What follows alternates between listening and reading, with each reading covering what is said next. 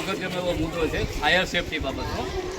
સરકાર દ્વારા લગભગ બધી જે રેસિડેન્ટ સોસાયટી છે તેને ફાયર સેફટી વિશે નોટિસો આપવામાં આવી છે અને એ નોટિસોના આધારે અમે પણ કોર્પોરેશનની અંદર અમારી જે વિનંતી અમે કોર્પોરેશનમાં આપી છે. ફાયર સેફટીમાં એવું છે કે આવાસ યોજના, પ્રધાનમંત્રી આવાસ યોજના જેટલી છે એની અંદર જેટલા લાભાર્થીઓ રહે છે, લાભાર્થીઓને ફ્લેટ સોંપ્યા છે, એ લોકોના મેન્ટેનન્સના વ્યાજમાંથી વહીવટ બધું ચલાવવાનું હોય છે. જ્યારે મેન્ટેનન્સના વ્યાજમાંથી સોસાયટીનું વહીવટ ચલાવવું પણ અઘરું પડતું હોય ત્યારે આ ફાયર સેફટી માટે 5 થી 7 લાખ રૂપિયાનો ખર્ચો કોઈ પણ સોસાયટી કરી શકે તેમ ન હોય.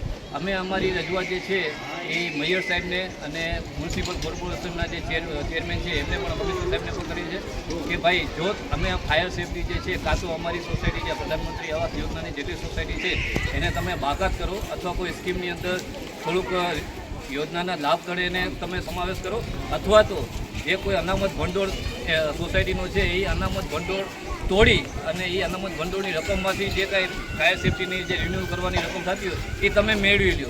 એ બાબતની અમારી રજૂઆત છે ને એ લોકોને અમે કીધું છે કે તમે સૂચન આપો કે ભાઈ અમારે શું કરવું આ માટે. ભંડોળ જો તોડવા માટે જે છે એ અમે કોઈ હકદાર નથી. ભંડોળ તોડવા માટે પણ પરવાનગી જે છે એ કોર્પોરેશનના જે કમિશનર જે છે એ રૂડાના ચેરમેન છે એમના હસ્તક જ એની પરમિશન મળે. જો પરમિશન મળશે તો આવનાર સમયમાં અમે ચોક્કસ ફાયર સેફટી રિન્યૂ કરાવશું.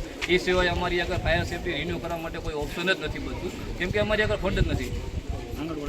અને બીજા નંબરમાં કે આ વોર્ડ નંબર 9ની અંદર અમારે આંગણવાડી નથી એટલે આંગણવાડી માટે પણ અમે રજૂઆત કરેલી હતી. આંગણવાડી માટે અમારા એક બીજા પ્રતિનિધિ છે તેમણે વારંવાર રજૂઆત કરી. એસોસિએશન દ્વારા પણ અમારી રજૂઆત કરી અને હાલમાં અમને એવો આંગણવાડી માટે પત્ર આવ્યો છે કે ભાઈ તમારી સોસાયટી જે કાંઈ અત્યારે છે એનું બધું સર્વે કરવામાં આવશે.